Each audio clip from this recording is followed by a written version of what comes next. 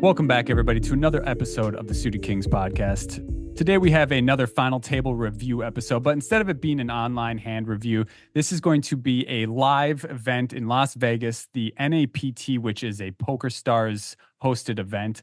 Many of you in the past have heard me praise the EPT live streams with the production quality, the play, and all that stuff. They actually now are in North America, and their tour is called the NAPT, which I believe is North American Poker Tour. That makes sense. Those are the right letters. Those are the right letters for it. So that's what we're going to assume. It's a $5,300 buy-in event with 895 entries. We got 4 hands we're going to review from that. But before we do, let's go ahead and plug some of the usuals here, Wes. Do you want to start us off with the home game? Yeah. So next Tuesday, November 26th, we know the date this time, 7:30 p.m. Central Time, we will have another meetup game, tournament and ring game on clubspoker.com. Guys, if you want to get in there and play with us, sign up using the link in the description of this podcast.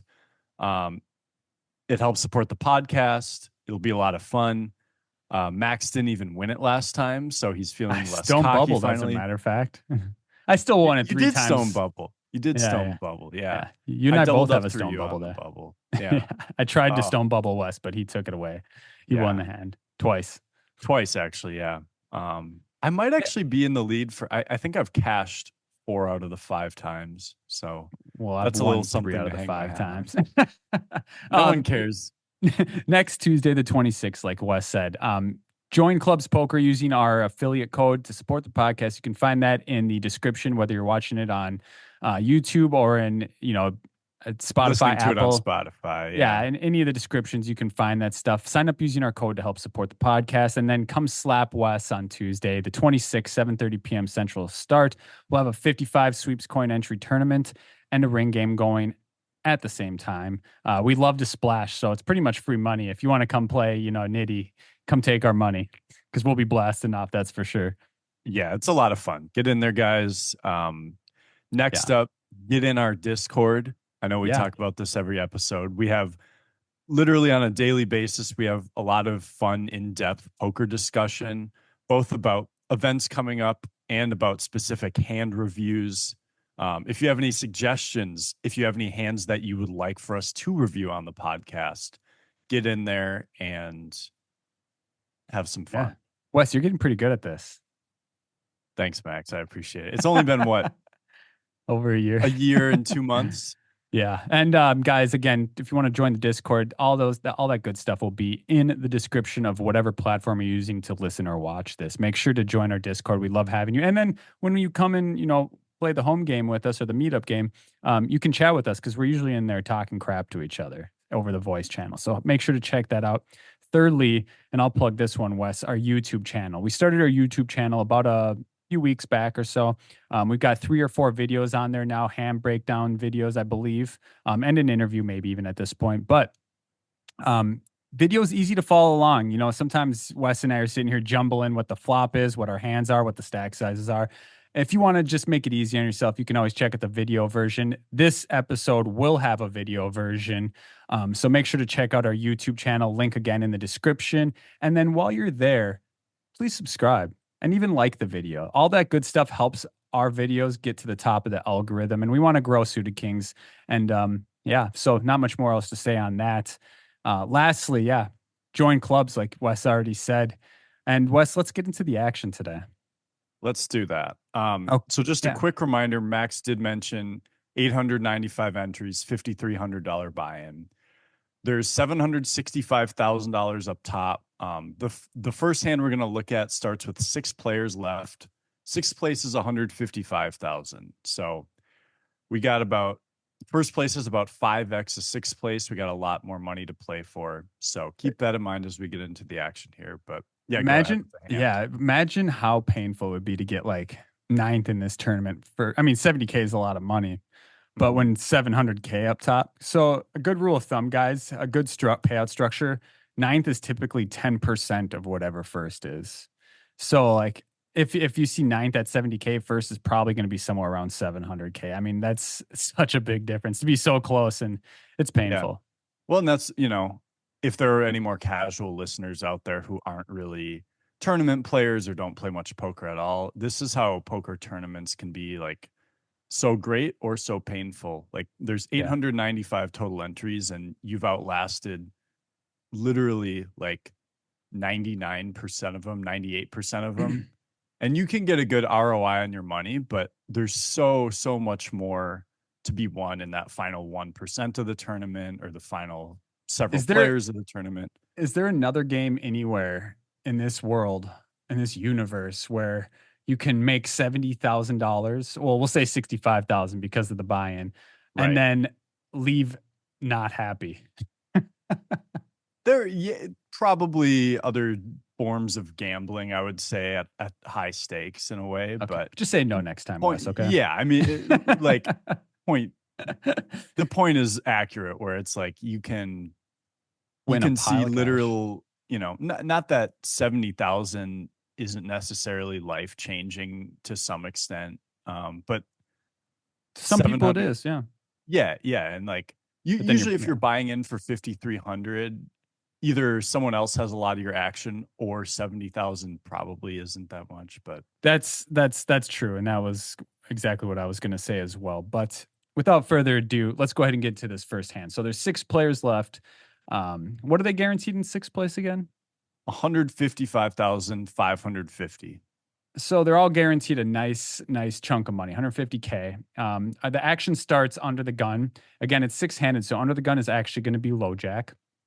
Our hero here, or we'll just say Mika, Micka is the character's name here.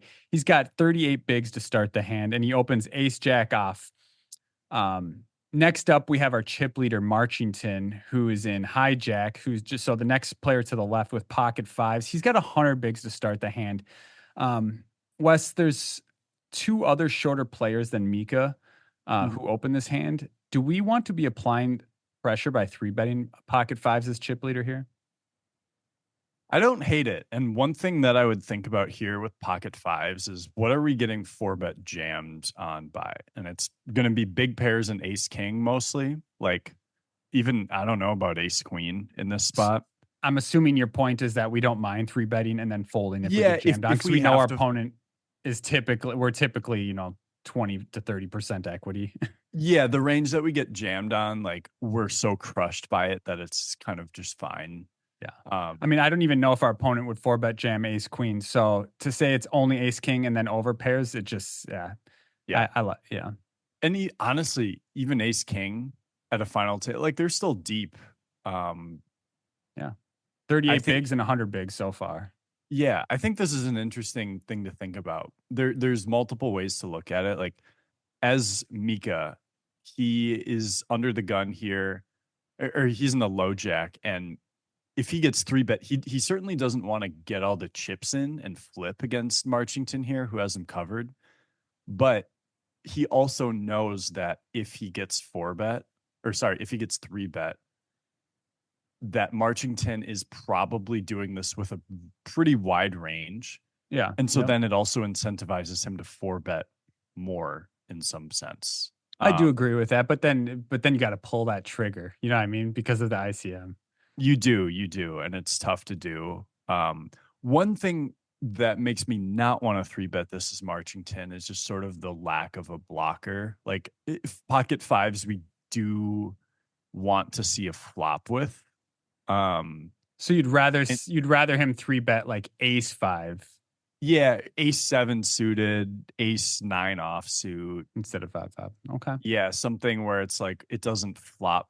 Not that pocket fives flops well, but if it flops well, it flops very well. Yeah, right. We You can flop a win a set. whole Yeah. stack. Otherwise, you don't flop much. Yeah. Okay. Yeah.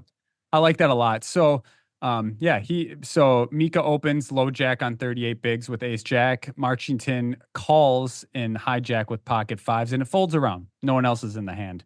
The pot is 650K, so it's 50K, 100K big blind, right? So there's 6.5 bigs in the pot at this point. Yep. The flop comes a very interesting flop. It's 5 deuce 8 all spades. So our original raiser has ace jack with the ace of spades. So he's got 2 overs with the nut flush draw. And then our opponent, who's chip leading in the hijack, Flops middle set. We expect fireworks here. I'm assuming, right?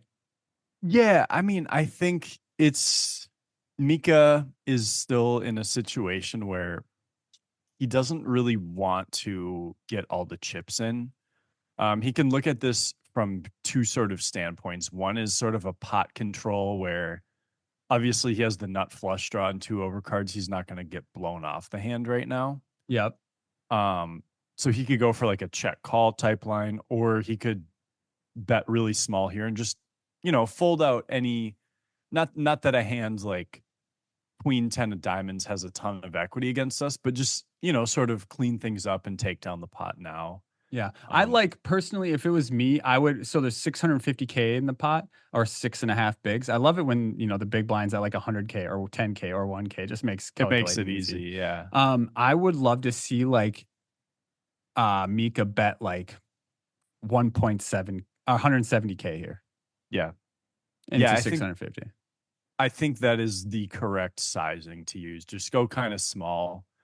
You get to win sometimes. You get to, one thing to keep in mind here is I think maybe not at this sort of final table, but at, if we're thinking about a daily tournament or something, someone might be tempted to just bet big here and be like, okay, well, this way, I'll just, if they raise, I can get it all in here. And it's like, you don't want to make it so that if you get raised, you're kind of committing your stack. Obviously, we see a situation here where if he bets, he could get raised because he, Marchington flopped a set. Yeah. In hindsight as well, I do like that Mika, whatever. I do like that he checks here just strictly because he doesn't want to play for it all with just the ace high flush draw and the fact that there's two shorter stacks that he wants to bust before he does. Yeah, sort of like he can comfortably, at least on the flop, he can comfortably check call. So just get weight. This gets spicy, Wes. And I'll tell you what, I've never, I don't want to spoil it, but I'll hold my thought until afterwards here. But this hand, well, I'll just say it was very bad in my eyes. So the flop is 5, deuce, 8, 3 spades. Marchington has a set. The original opener has 2 overs and a flush draw. Mika goes with the check. Now, with Marchington in position and pocket fives, a set on this monotone board, are we betting here? My only thought is yes. Oh, totally. Yeah, we have a set. We have a set, and we're always. I mean, as the chip leader, we're going to be applying pressure as well. So, like, even if we didn't have a pair here, we might bet a lot depending on what we had, obviously. But like, us betting doesn't always mean nutted here. Yeah, there's no reason that we need to be strong. Like our opponent should know that we're going to bet a lot of weaker hands too. And yeah, we want value. So Mika checks, and to my very much surprise, Marchington, who I think is a pretty established professional. I don't know if he made the final table of the main one year. He's familiar. I remember seeing him somewhere before. I don't know if it was the main or somewhere else, but he's an established pro from what I know. So he, I have his Hendon profile up. He has 3.3 million in winnings. Now that's after this tournament, I will say, and I don't want to spoil what happens in the tournament, but even regardless of this, his best live cash was 7th place in the WSOP main in 2019 for 1.5 million. I remembered. Okay, yeah, he did final table the main. Okay, cool.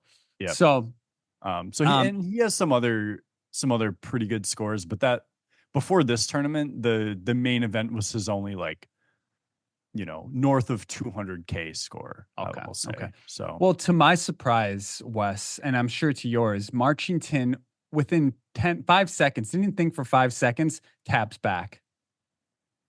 Yeah. So let's talk about this. Like, is he just sort of thinking he's trapping?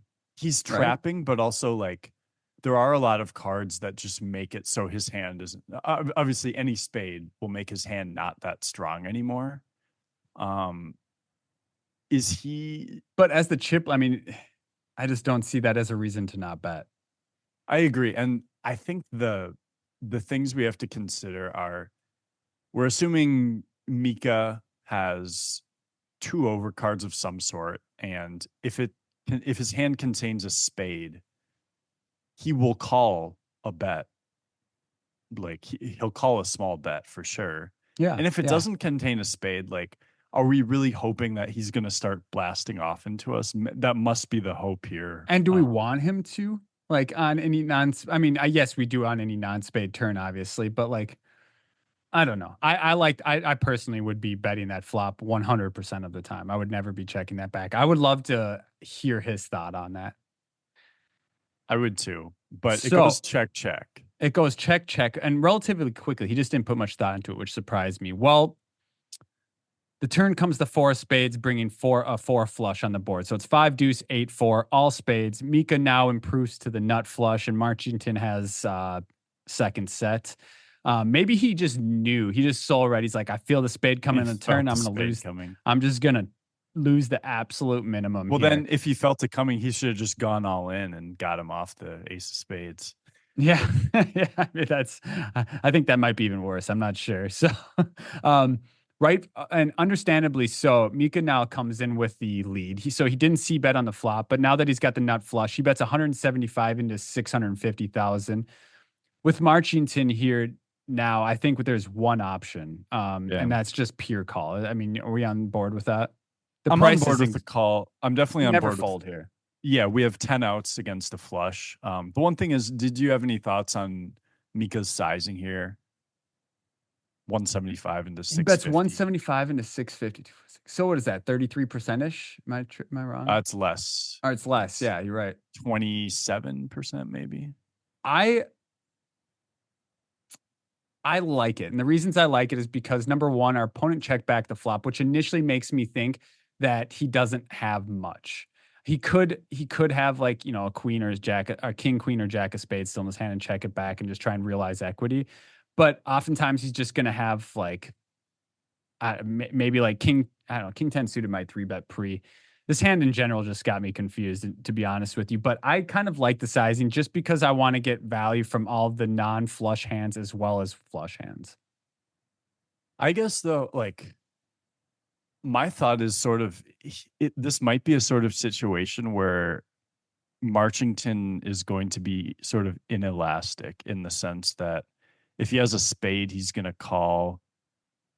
And I guess if he has a set, he's going to call regardless too. Although we never think he has a set here. Yeah. Never putting him on a set. Yeah. At this point, by the turn. Yeah. My thought was actually to bet larger here. Okay, what would you go? Into 650K, what would you bet?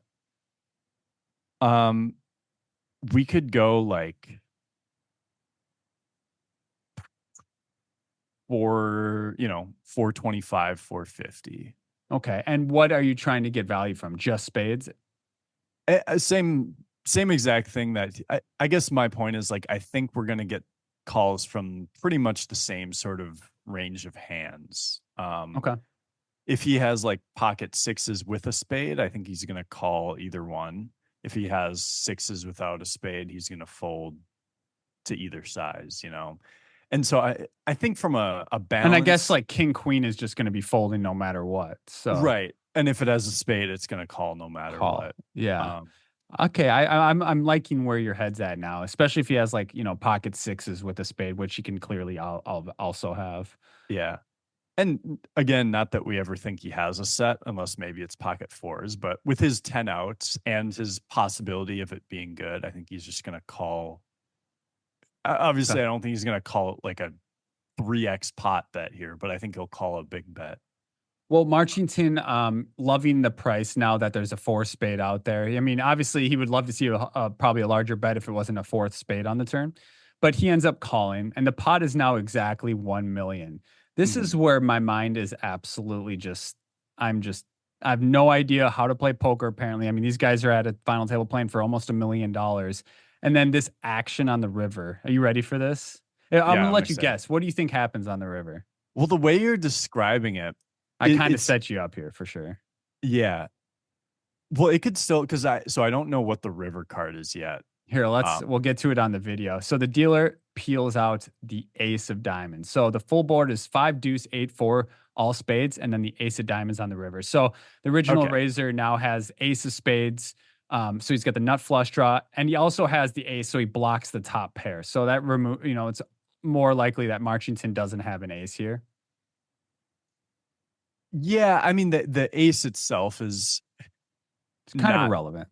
Yeah, if anything, maybe it makes it so Mika's more likely to have the nuts here, because if he had an ace high, now one of the aces is unavailable, you know? Okay. Yep. Yep. Um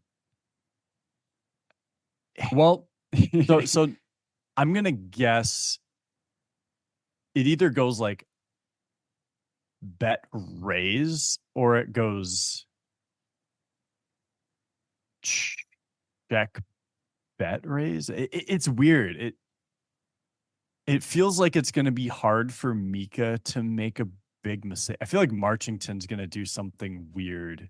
well, let me tell you Yeah. something, Wes. None of those were right. Okay. Well, I'm just None of those were right. okay. Mika now checks Goes the nut check, flush, check. and Marchington snap checks back the set. So this hand is exactly how you lose all your value. Yeah, this just seems bad by Mika. I mean, if we think about it here, Marchington, when he calls the turn, and it's funny, as we watch the video, I can see that Marchington has like this faint smirk on his face where he's like, well, that was. Did you see the disgust on Mika's face? Let's go back one more time. I mean, I won't do that because we have audio listeners. But oh my gosh, the disgust on Mika's face after he's like, "Oh, I messed that up," and then Marchington's face when he's like, "Oh, I got away for the minimum." He lost, I think, 4 to 6 big blinds at hand or something. He With a lost, set, he lost under 4 big blinds on the whole hand. with a And set versus the nut flush. yeah, and so It was incredible. I just think, yeah, as Mika, it's like you have to bet this river, because think about if your opponent has the king of spades. Mhm. If you check and they bet and you raise, they're probably gonna fold. Like they could very easily fold the king of spades if you check raise, right? So instead of doing that, like make your own bet here, you know? I think Mika tried to get too cute when he didn't need to. I think he did too. And I think he also overlooked the fact that Marchington's just not really gonna have bluffs here. Like Yeah, he's not. yeah. It's not like if there were 3 spades, maybe Mika would turn a hand with 1 spade into a bluff. But it's like he kind of, when he calls the turn, he either has a set or a flush already, and we know his flush is maximum king high, right? Yep. And we can get value from king high flush or queen high flush from checking or betting. So it's like those hands, like a set or a pocket 6s or 7s with a spade, or the random, maybe he has ace jack with a jack of spades. Like those hands are probably not going to try and get value, I wouldn't Yeah, think. and And so, it just doesn't. There's no bluffs. yeah, so And then you have to like, hope that he's value betting worse. But you might as well just bet to try and get value from those hands because he's just going to check them back most of the time. agreed. Yeah, I think he screwed that one up. And I think mean, we're on the hey, same page. yeah, I mean, we're on the same page. I was blown away to see that Marchington only lost 4 bigs or Yeah. less after flopping a set there. I mean, when check, bet, quarter pot, call, and then check on the river, and it was nut flush versus set. Like, are you kidding me? Yeah. Anyways, so moving on past that hand, we have the second hand, which is one Wes picked. You ready to go get at it here? Yeah, let's go ahead. Hey guys, Max Havlish here. Are you ready to go all in on finding your dream home? With the Havlish Home Team, you're holding a royal flush in real estate expertise. Whether you're looking to buy or sell, we'll deal you the best hand with top-notch service and unbeatable market insights. Don't gamble with your future. Play it smart and let the Havlish Home Team turn your real estate dreams into a winning hand. Contact us today and let's stack the deck in your favor. Please email me at maxhavlish@gmail.com. Your referrals are much appreciated.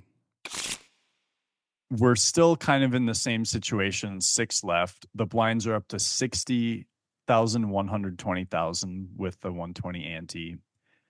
It folds to the button here, and Jeff Madsen has king of diamonds, jack of spades. He has just under 4.8 million, which means he has just under 40 bigs. He opens the 255K, so a little over a min raise. Small blind folds, and then we have Marchington again, and he has right around 10 million. He defends, so he has jack six offsuit. And before we get to the flop here, I thought this was kind of an interesting spot for him because this is almost the sort of hand that you could consider just three betting. Like it's an ugly. It's so bad. It's pretty bad hand, and you also can put a lot of ICM pressure on Madsen. There are here. 3 other shorter stacks behind Madsen rather. Yeah, and so Madsen isn't going to try and get his chips in light. Button, he's going to have a fairly wide open range, although I think he's going to tighten up knowing that it's against Marchington in the big. Yeah, against Marchington being in the big blind. So anyways, defending jack six offsuit with the ante and stuff, I don't think it's terrible. I would say of the 3 options, it's probably the worst. You think so? I would. So this is what I would do. Knowing that Madsen's going to have a tighter opening range on the button because I'm the chip leader in the big blind and there's a bunch of shorter stacks. I'm probably most of the time just going to be mucking jack six. Let him have my big blind and take all these good spots that I can. The second option then would be 3-betting where I know that I can just apply ICM pressure and 3-bet those hands. I think calling's the worst of the 3 personally. I don't totally disagree with you. Just playing out of position with a shitty hand that could oftentimes be dominated. Yeah. It's and also it's like as Marchington too, we have a little bit of ICM pressure on ourselves, like playing things pure chip EV wise is like not what we necessarily want to be doing either, but I don't hate it. I think I actually, in terms of like chip EV, I think it's probably okay, or maybe like 1 pip off of what we want to defend the big blind here. But maybe he's also thinking Madsen is not going to try and play a big pot against him, and so then we're just going to be able to just take away. Yeah, realize equity or bluff. Yeah. Okay. Anyways, so the pot is 690K and the flop is jack 7 deuce rainbow. So they both flop top pair. Marchington checks. I think just playing in flow makes sense here. Madsen is definitely going to want to bet his top pair. And, are you going to use like a third sizing here? Are you going to size up at all? So the board's jack 7 deuce. I'm second in chips on the button. I have king jack. On this board, I think it's just a very dry board, right? There's a couple of gutters in there. There's no flush draws. So honestly, I think what is it? There's 690K in the pot. I would probably bet I would say 180K. Okay. Yeah, I think a small bet makes sense. Like if we had a queen 9 suited, let's say, or something, we would just try and bet that and take down the pot. Call me crazy, but on a board dry like this, I kind of tend to bet smaller. And as it gets juicier and wetter, say the flop was jack 9 deuce with 2 spades, I'd probably size up a little bit more. I might go 60%. Yeah. It's interesting. There's some situations on dry boards where it's good to size up, but I don't think this is one. I'm going to just go with the small bet. Madsen ended up betting 205, so very similar to what you had said. He's going just under third pot here. And as Marchington with jack 6, I mean, we just have a clear call with top pair at this point.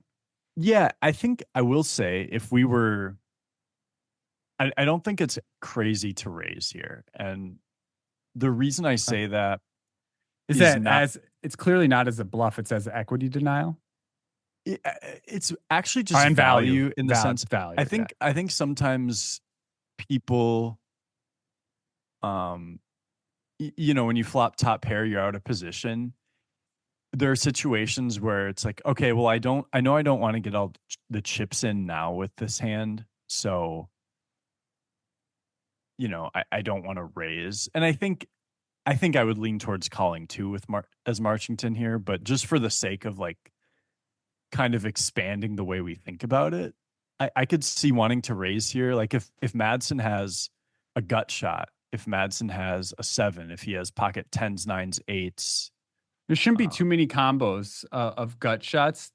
There would be 8s, 9s, and 10s, but would I you get think he'll value have from? all the gut shots. I think I Madsen will mean, have. only if they're suited. No, I would imagine maybe not 10-8 off, but I would think he would still. You think he's opening 8-9 off on the button with the chip leader in the big blind? He might not be, but I Uh, think. maybe Yeah, he is. I'm kind of deducting that. yeah, that's fair. That's fair.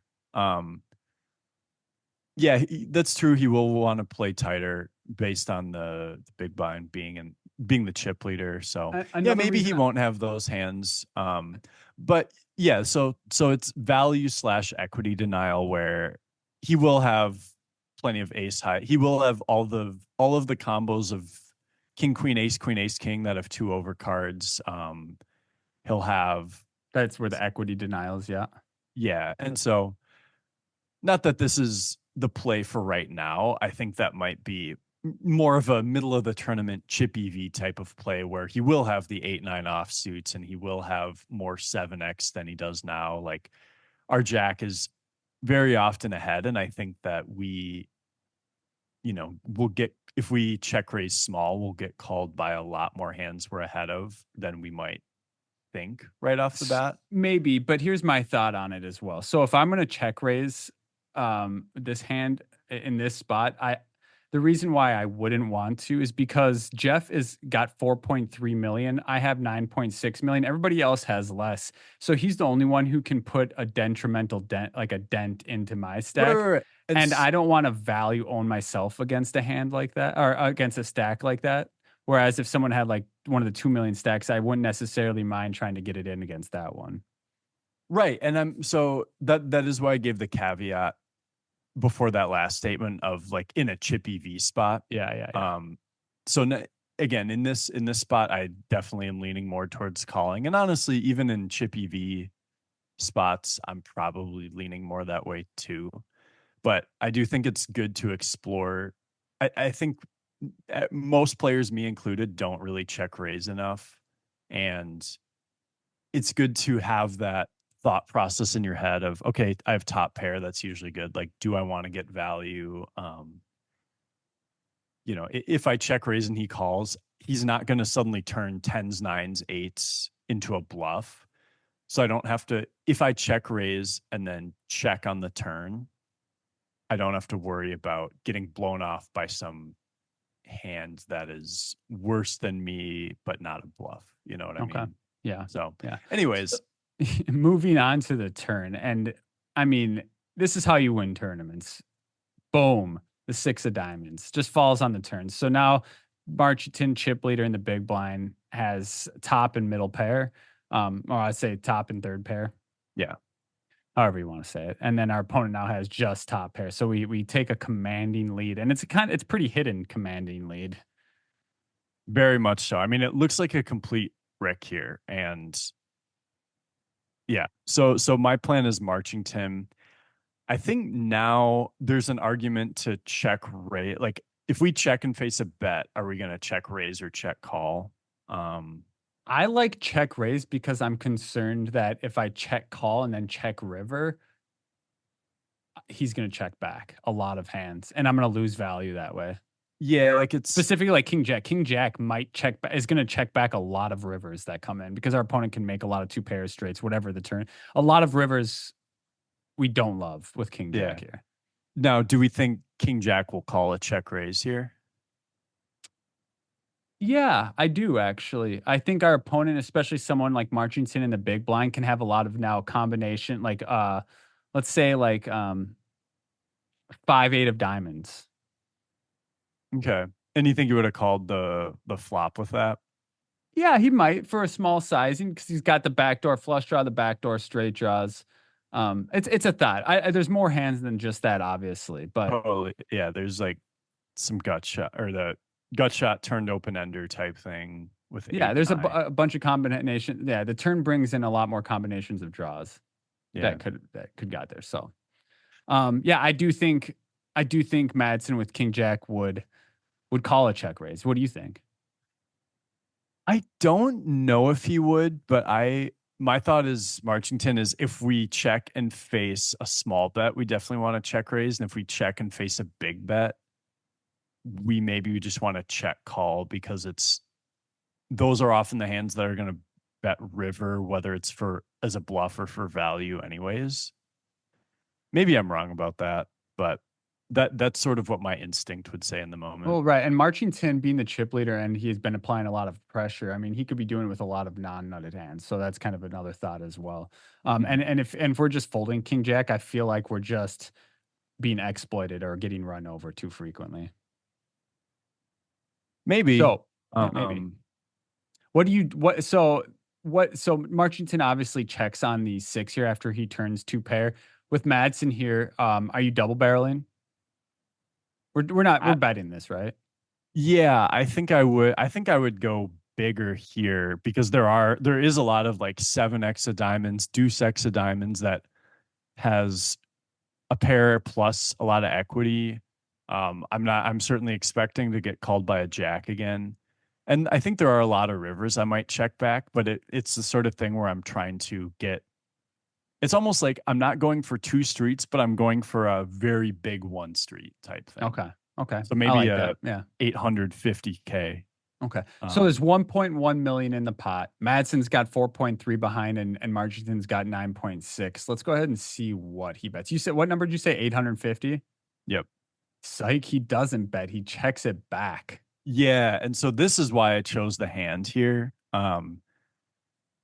Yeah, so Madsen just checks back. He is top pair second kicker on what is a very dry board, Let and me ask you, is it a soul read or is he just afraid of getting check raised? I think He's it's the pot check controlling. raise. Yeah. Yeah, I certainly don't think he can anticipate the six hitting Marchington too much here, but I think it goes back to if we get check raise, is he calling? And I think the answer in this case was no. He would be folding to a check raise because even though it's against the chip leader, it's still a spot where he's bluff catching, and he's probably going to have to bluff catch for his tournament life if he wants to have a chance at winning the hand. And so I Okay. think the way he thought about it is he was going to check and then either call a river bet here or value bet when checked too. But he didn't want to put himself in a spot where potentially there could be a decision for his tournament life, even though his hand is very strong. Like he didn't he didn't really view this as a three street type of hand. And so I agree with that. So, yeah. and I would have viewed it the same. So, check the turn. The pot's still 1.1 million. We get the eight of spades on the river. So the board is jack of diamonds, seven of hearts, two of spades, six of diamonds on the turn, eight of spades on the river. What are we betting as Marchington with two pair here into 1.1 against 4.3 effective? Yeah. So as Marchington, I would not really expect Madsen to have a strong top pair here. And so even though from a theoretical standpoint, we probably should go big, it's like what natural bluffs are we gonna actually have here? Like is Madsen really gonna hero call us with like a six or a seven or something? Maybe 10-8 even. Like do if we bet let's say 800K into 1.1 million, do we really like anticipate him calling? I Because if don't we like big size, and yeah, considering how the actions went. if we Again, uh yeah. if we had if we check call on Jack seven deuce, it's like we can have some gutters that either made the straight or we made a pair of eights, or maybe we have a jack. Like I don't know. I guess the one type of hand, if maybe Madsen checks back, I think he does check back Jack 9 and Jack 10 because he checked back King Jack. But as Martington, I would anticipate like maybe he checks back Jack 9 or something, but maybe maybe we can bet a third pot here and get called by an 8. I was thinking third pot, and then I had a thought. It's like, what hands would he call third pot that he wouldn't call three-fourths pot? So eights, nines, and tens. Well, eights obviously is a rivered set, so that's not. Yeah. So we'll move that. So nines and tens. I think nines and tens would just as much call it a three-fourths pot as a one-third pot. Do you agree with that or no? I don't know if I do, just because as Martington, we could have a 7, or we could have like 8, 9, 8, 10. And maybe from Madsen's point of view, he would think that we're betting small with that 8 or with ace 7. Whereas if he has pocket 10s, 9s, or 10-8, I don't think he's going to think he's beating value if he's facing a big bet. Do you remember the size he uses here? It's smaller. It's close to a third here. I was going to say three. My guess is going to be 350. Yeah, it's 345. Is it really? Yeah. Yeah. And maybe that biased me a little bit, but I do actually see a lot of logic for it, because there's no way he thinks he's up against that strong of a hand, you know? Yeah. And in my opinion, as Madsen and as played checking back the turn, we have to just call here all the time. Yeah. I mean, the announcer makes a comment about, wow, he didn't even think about value raising, which I think actually makes some sense. Like, as Madsen, I think we're expecting to be good here a lot. But wait, he said Madsen didn't consider value raising on this board? Yeah, because like I'm literally never raising this board here on this river. Against the big blind defend? In this spot, I'm saying. Yeah, and I think it goes back to like, as Marchington, when we bet small like this, I think it's going to be weighted more, or I should say, I think a lot of players are going to perceive it more as weighted towards like an 8 or something like that, right? Yeah. Or maybe a Jack 4 suited type of thing, a weak top pair. I do. So my defense to that is I do think there's a time and place for thin value, but when ICM is so heavy, value owning yourself is not a good play. Keeping your distance between those two really short stacks. And that's, I agree with you. And that's why I would also just call, even though I would call expecting to be like good a majority of the time. Like, I would think we're, even against his value bets, we're mostly ahead. Yeah. But I also don't, if we raise, it's like, what if we get 3-bet bluffed? Or what if he has, if we get 3-bet, what if he does have a different sort of hand? And so it's not, anyways, yeah, Madsen just calls and he snap called. I mean, yeah. Yeah. And he sees the bad news, but also in a way he sees the good news where he lost the absolute minimum. He did, yeah. So well done to him for not losing it all there. I still would have liked a turn bet, but I also don't hate the turn check.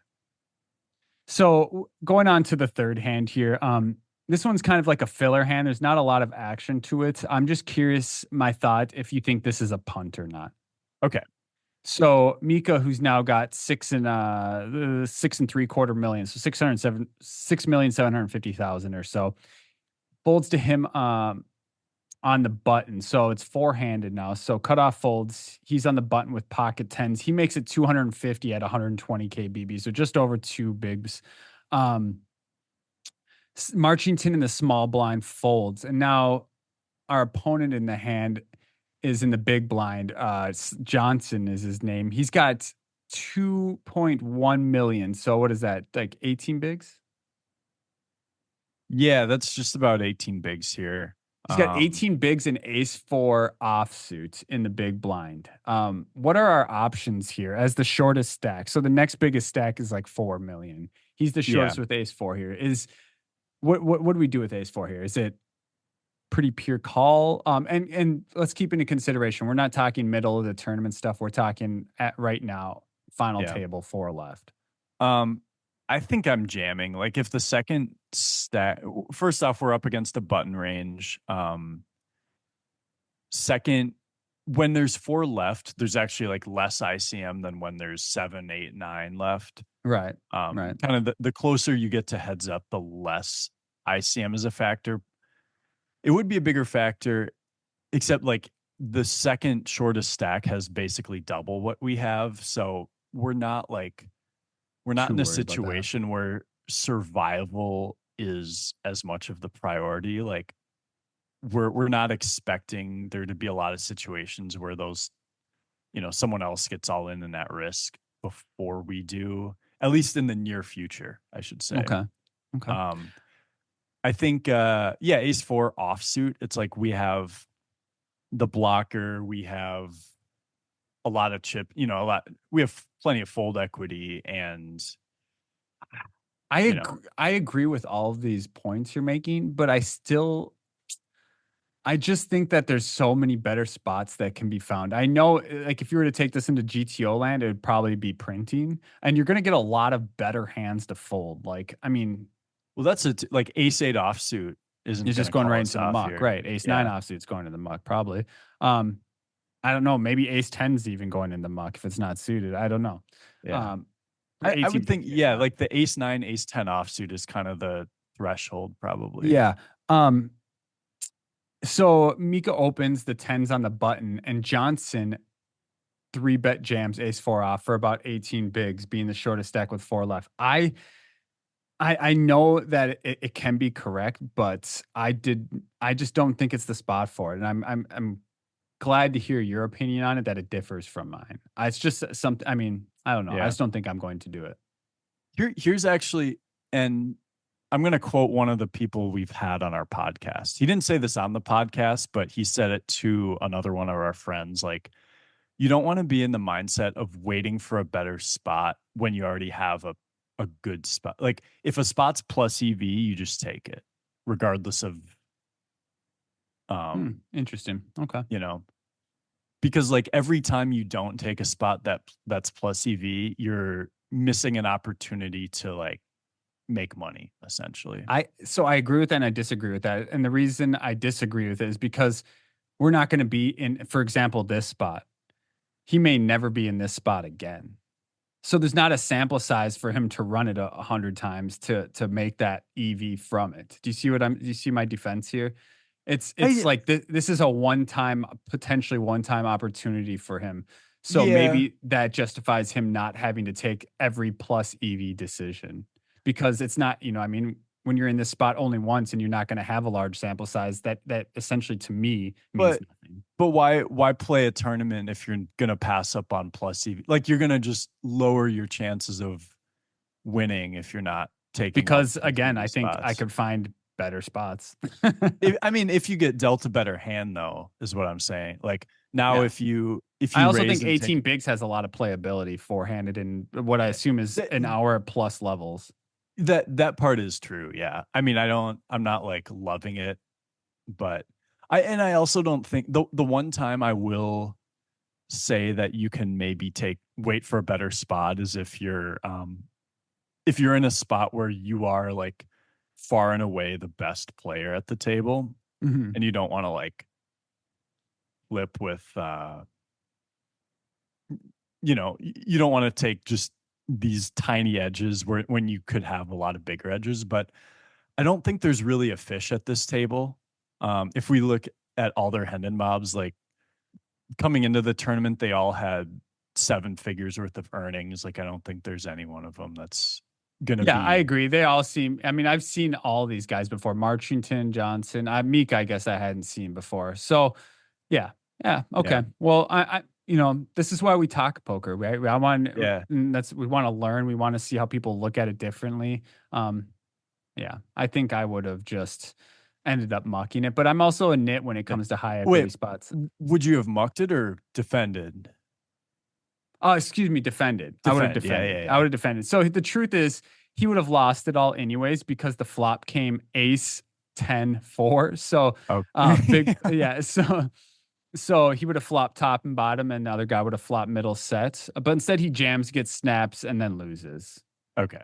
And he ends up busting in 4th place for a ton. So I'm curious what our listeners think on that hand. If you would jam that ace four off in this specific scenario, again, we're not talking middle of the tournament or wherever it could be plus EV. Let hop in our Discord and let us know what you think of that hand because I'm genuinely curious. So I'll look forward to hearing those responses in Discord over the next week. Um, we do have one more hand. This one is just it's the final hand of the tournament. There's nothing too exciting about it. It's just pretty much an extreme cooler. Marchington is heads up against Mika. Marchington has 21.3 million in the small blind, and Mika has 5.15. It's 200K big blind. So he's got 2-4, is it 26 bigs or something? Yes. Right? Yeah, I think that's right. So Marchington limps 7-4 offsuit in the small blind. I think, do we want to raise here and just get Mika to fold junk hands, considering we have such a dominating chip lead with the big blind, or as the chip leader in the small blind here, and our hand is just so junk? I probably wouldn't, just because like we are in position here, and we probably won't get. I mean, we'll obviously get some folds, but I think that's right. As the small blind, you're in position, and when you're heads up, okay, it's a good point. And yeah, you get to. We do have a big chip lead, but there's no ICM now, so we're not going to get like any overfolds from him. I also would limp this too, and I just wanted to hear your thought on it. But I like limping because I'm also going to be limping my aces here. Yeah, I think a lot of the time, like it's reasonable to limp almost everything, and maybe you can have some raising strategies, but like limping most or all of your hands here is pretty good in my opinion. I mean, I don't have a specific threshold of big blinds, but generally, when I'm playing heads up, I typically play a raise strategy if we're super deep, and then kind of adjust to a limp strategy when we're getting more shallow, say sub 30. Yeah, I agree. I like that. Okay. So he limps the 7-4 off. Mika in the big blind with the 4-5 of diamonds checks back. Seems standard. Yeah, you don't want to raise and then get blown off that hand. And it flops decent, so we just want to see a flop, right? Yeah. I mean, we're too deep to just rip it. Like if we had a little bit less, maybe there's an argument for just ripping it. But okay. So the flop comes 5 Jack 6 full rainbow. As Mika with bottom pair here in a 4 kicker, he does have a backdoor straight flush draw, which is not too terribly important at this right now. But are we ever just like leading a big blind here, or do we just playing pretty much check? I would check. I would default to that just with almost everything. Kind of how you talked about how Marchington is going to have a limping strategy, basically like limping everything. And that means he still has, in a weird way, he still like has all the overpairs, whereas we don't, Yeah.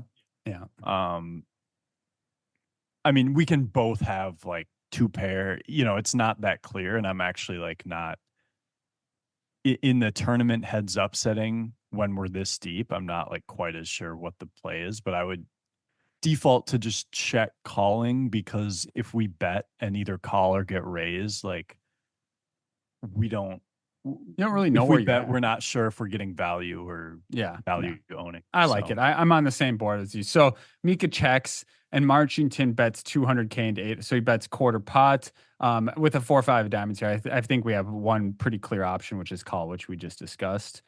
So Mika makes the call.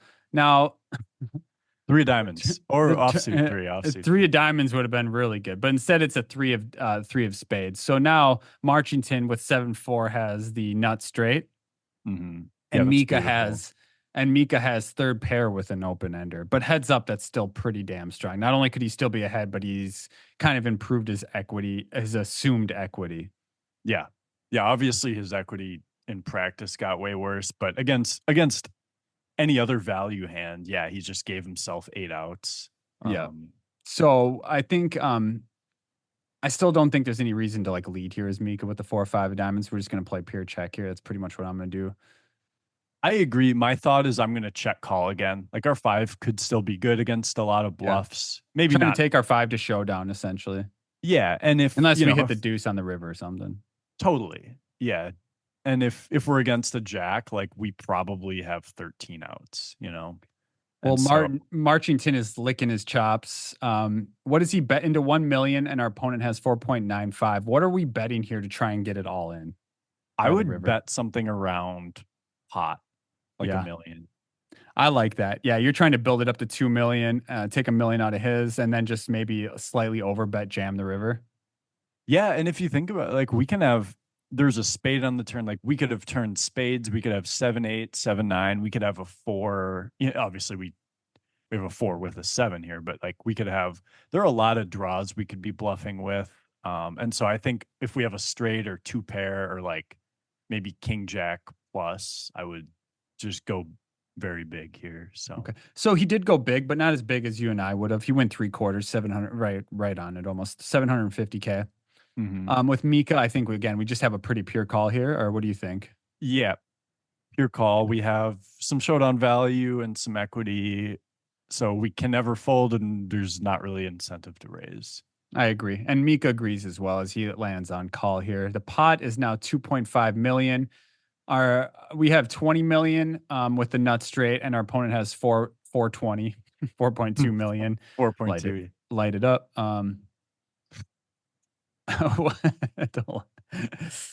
I do not condone the use of drugs. Uh, Well, Wesley, we all get the right. deuce of hearts on the river. So now both of us have a straight here. And I think that's pretty much just seals our fate. This is what we call getting dealt a game over. Yeah. Yeah. I mean, I guess the one thing to discuss as Mika is like, do we want to lead here or do we want to check Check jam. jam? Yeah. Yeah. What are It's your interesting thoughts? because check jam is always a four, whereas leading isn't always a four. Yeah, like we could have as Mika now, we could have 7-8. We could have maybe, you know, we could have something like 5x of spades where we think we're not like, are we going to try and get a jack to fold? I don't know. 7-8 makes sense as a bluff, Yeah. obviously, but Yeah. Yeah. do Maybe we 7-9 of spades or something like that. actually any 7-9 is a double gutter on the turn, so Yeah. that makes sense to have check called. Yeah. Yeah, I am inclined to agree. And then do we want to lead like do we want to lead small to try and Induce. I would like to see like 650K. 650? Yeah, like do we want to polarize? Basically, what do we want to do? Are we trying to ensure the call or is it better to polarize I here? don't, now that I think about it, I don't know if betting small and in hopes to get raised on this board Yeah, is like the he's just gonna play. call with a jack if we Yeah. bet some. And he's I don't think he's gonna try and bluff either. Yeah, absolutely. And so So maybe at this point, I think I like check jam just because of that reason to get the okay, maximum. interesting. Okay, I was thinking I would lead big Okay. instead. Oh, that's my other option. Yeah, yeah. Yeah. Check jam or bet like 1.7 into 2.5. Hmm. What do you think? What sizing Yeah, would I you lead? I actually now to be clear, like in the moment, I might sort of instinctively check and go for the check jam just to play and flow. As we talk about it now, I kind of like the lead just because I think it's more believable for my opponent that I would lead big as a bluff with my 7-8, 7-9 Mm-hmm. than like Then it's with less believable that I would check jam and like if That's I exactly what I said to start this conversation off. right, yeah, like it's very of course like the best players in the world will be balanced, but even as good players, do you and I really think that when we check jam, we're going to have anything except a four? Like that's it's tough to come up with. Yeah. Um, Mika, I mean, it's not that it's out of his playbook. I just think the more standard play people are going to do most frequently is going to be check in hopes mhm. that your opponent bets here. I do like the lead though as well. I'm on par with that. And if I did, I would go big to induce because I don't think our opponent would be bluffing on this board specifically. Now, Yeah, or not to induce, but to just like get value. Hope that a jack still calls the big bet, right? yeah, well, yeah. Essentially, yes, that is correct. So Mika checks. What is Marchington gonna go for here? I mean, he has the nuts. Yeah, I mean, there is the all-in option here. I think theoretically, I'm sure that all-in is the right play, just because He's just trying to cooler all fours and two pairs, he's trying probably. to cooler all fours, and like, that would be if we're going to bluff. What better? I guess yeah. When you have the absolute nuts and you can cooler, so like as Miko, when he has a four, that feels like it's basically the nuts. You Yeah. only lose to 7-4. And so, yeah, I don't think you want to risk if we bet 2 million here instead of 4.2. If we bet big, Mika might be in a spot where he's like, well, I was going to check raise, but like, I don't think I'm getting called by anything worse than a four. So maybe I should just check call, expecting to win or chop. But like as Mika, he might come to the decision that like, this is the big bet is so polarized as it is. I don't think I'm going to get called by a set here even. So I think just to not risk not getting it all from a four, Marchington should jam here. And there's Well, still like a small chance you get a bluff catch from a jack or something. Well, he grabs his biggest stack of highest denomination chips, and was that redundant? Anyways, he uh he stuffs it in the middle. He goes all in. So there's Yeah. 2.5 in the middle, and he bets 4.2 million essentially. Yeah. I think it's And fair. as Mika, we have a clear snap call. Marchington snap flips over the absolute stone nuts. Mika, sits there in despair. He actually didn't even flinch. I couldn't believe it. He just kind of took it as okay, that's what it is. Now he's smiling a little bit. It's a big cooler, but Marchington goes on to win this massive NAPT event. I love that these are in the States now. I always wanted to play an EPT, but with this being available in the States, I think I might switch over to an NAPT event unless I Mm-hmm. somehow get the opportunity to go over to Europe. What did you think overall? Pretty solid play. Yeah. Well, it's interesting. We had a couple hands. Like the first hand, I thought there was some bad play. I think the the, second the hand, the loss of value on that first hand was atrocious in my opinion. But here's the thing: is like sometimes we all get cute and make mistakes when we shouldn't. I mean, it just happens. We're all human. We can't always play perfectly. So that could have just been one of yeah. those scenarios. Well, it's all that second hand, with the top pair versus two pair on the jack high board. It's like it's interesting to have a bit of an insight into, I think it's easy with like the king jack to say, oh, we have to bet this turn. But if you're in third place out of six and you're in a heads up pot against the chip leader, like sometimes it is just important to make sure you're not in a situation where you're putting all your chips in or like having to put all your chips in, right? Yeah, yeah, Um, cool to see kind of what their thought process is on that, or to at least guess at it. Um, yeah. It's cool to and see. Yeah, and I'm glad we get a lot of familiar faces here as well, being in Las Vegas. So that was a pretty cool final table. Also, this if you're watching the video version, this chipset is one of the prettiest chipsets I've ever seen. I love these chips. really, Do you not like that? It's like for the listeners, it's they're like pink, there's pink, orange, and blue. So it's a very yeah. vibrant set. Yeah, I know. All right, just shut your mouth. I can see that smirk, and I already know what you. Just shut. I don't want to hear what you're about to No, say because I already know. honestly, what I was gonna say is it just looked. I didn't even really have any thoughts about the chipset. I I don't know if I really have a favorite one. Maybe Okay, I would go with the WSOP, like their newer ones, the even though I old main don't. event chips were so good. Oh, Yeah, the old main event but WS. I think it's more just because there's something. I think it's just the excitement of the World Series in general. I don't think the chips are any more special. But Yeah. Yeah. Well, they're just chips in the end run. But what an awesome final table. If you like this content, if you enjoy us doing these big final table reviews, let us know. Hop in Discord. Let us know what you think. We want to put out the best content possible for you guys. We want to put out what you want to listen to. At the same time, we want to help you guys learn the best you can at no cost to you. You know what I mean? Besides your time of listen. So we appreciate you taking the time to listen to this podcast, to watch this YouTube video, to support Suited Kings. Thank you so much for doing that. Wes, anything else you want to end off before we sign out here? One thing I don't know if we've mentioned, I know we have at times, but if you listen on Spotify, give us a 5-star review on there. Thank you. Yeah. Don't even have to do a review. Just give us a 5-star rating. Yeah. Or on, whatever wherever platform you listen. Us. Yeah. We really appreciate it. And it helps us just a little bit. I know it helps, we will get suggested to more other listeners who like similar content. It improves our content. algorithm chances, our surviving in the algorithm jungle, we'll say. You know what I mean? Yeah, absolutely. I mean, we're trying to grow, and we have a great group of listeners now.